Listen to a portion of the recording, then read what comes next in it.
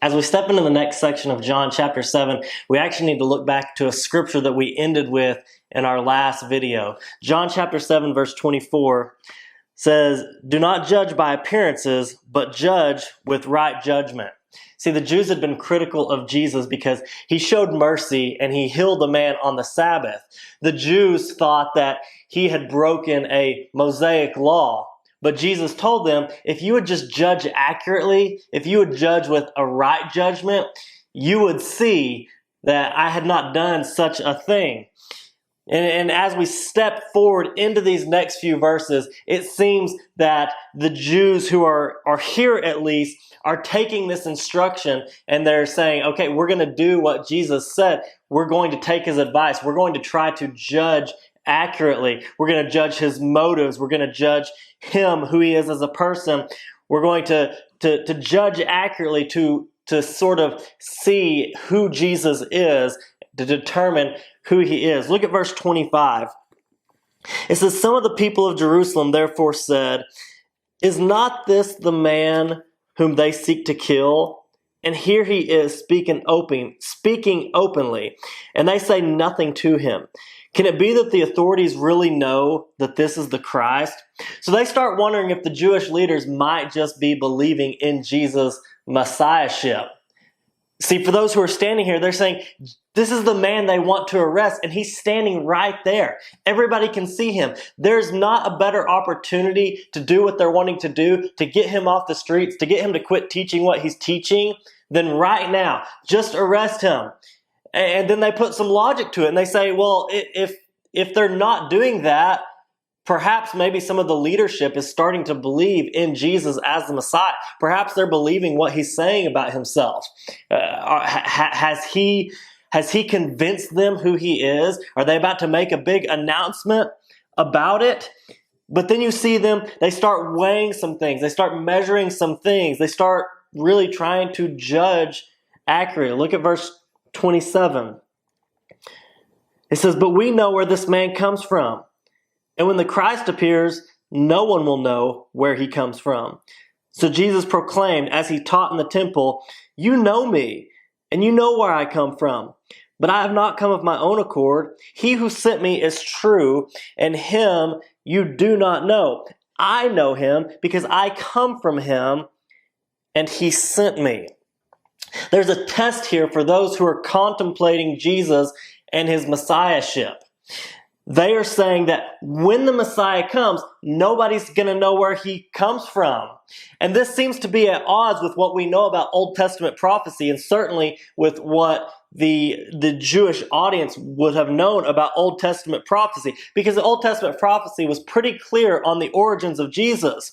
What those speaking meant was that based on their understanding of the Messiah, he was going to come in with a military force and suddenly eradicate all of the enemies of the Jews. And what they were seeing about Jesus was not that. What they believed was that this was going to be a surprise to all. It was going to happen suddenly, and it was going to happen swiftly. But Jesus was none of these things. They had seen Jesus around. They had seen Jesus be gentle. They knew of the things that he built in his wood shop. They knew about this ragtag group of people that he ran around with, and none of them were particularly intimidating or threatening. So this isn't really what they were expecting to know the Messiah. But Jesus responded to their confusion by saying that he came from the one that is true. And now the Greek here renders that this is like a claim of fact from Jesus. A better understanding might be that Jesus was saying, it's true. I really am from God. I really am from above. I know him. That is where I come from. Look at what John wrote next in verse 30. It says, "So they were seeking to arrest him, but no one laid a hand on him because his hour had not yet come. Yet many of the people believed in him. They said, 'When the Christ appears, will he do more signs than this man has done?'" So John clears up for us, the readers, that they were indeed trying to arrest Jesus. Now, this wasn't like a dialogue. This is John writing to his readers that they were trying to arrest Jesus. They just hadn't been able to do so because his time had not yet come. They were just unsuccessful. They were trying, but they were unsuccessful. We don't really know how Jesus avoided arrest. All we know is that the sovereign God of the universe said that this was not the time for that to happen, and so they were not able to arrest Jesus. The avoidance and this avoidance and other signs that Jesus had done served for the jury here another test of Christ's messiahship. They were saying, look at the signs that he's doing. Look at how the fact that he's not been able to be arrested. Look at the signs that he's doing.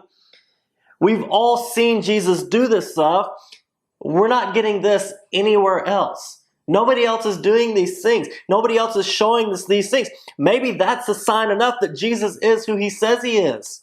Maybe these signs, these miracles that we're seeing him doing, is someone else going to come in and do more miraculous things than what Jesus is doing? There's a lot of deliberation happening here in response to Jesus' advice to judge with the right judgment. And truth be told, the Jewish leaders would rather that Jesus not be the topic of anyone's conversation. It moves on, verse 32. It says, the Pharisees heard the crowd muttering these things about him, and the chief priests and Pharisees sent officers to arrest him. Jesus then said, I will be with you a little longer, and then I am going to him who sent me. You will seek me, and you will not find me. Where I am, you cannot come. The Jews said to one another, where does this man intend to go? That we will not find him. Does he intend to go to the dispersion among the Greeks and teach the Greeks? What does he mean by saying, you will seek me and you will not find me, and where I am, you cannot come? See, the Pharisees had, after hearing what the people are saying, they send for Jesus to be arrested. And it's unclear if what Jesus said next was a response in verse 33, if that's a response to the temple guards, or if it is being said simultaneously while the temple guards are being prepared to arrest Jesus. Either way, Jesus appeals a little bit more to the idea of making a right judgment by saying that they need to make the judgment soon.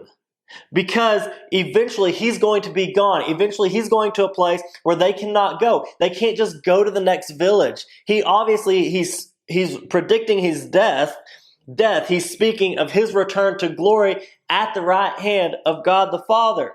The Jews clearly are struggling to think in terms of spiritual things because they start asking about these physical locations. Where is Jesus physically going that we're not going to be able to go to him and talk to him and make the judgment? So let me encourage you with something. In today, you who are watching this in the year 2022, not a lot different than the encouragement that Jesus offered here. Just as Jesus said to the Jews, he also says to us, judge with a right judgment. Judge accurately. Put everything to a test. What you must understand is that there are so many things in this world that are offering to fulfill you, that you can put your trust in. Where are they from? Are they from God? Are they from on high? Or are they just worldly things that are promising fulfillment that really aren't going to do it? What signs are they doing to suggest that are worth saving? Because you can rest assured that Jesus is from God.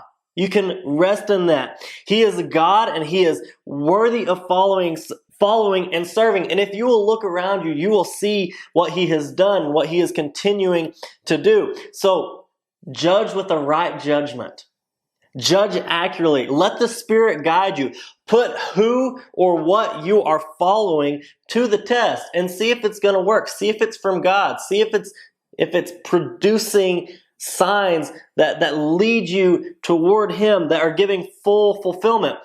But listen, you must act quickly, because there is going to be a time when it is too late to make that judgment call.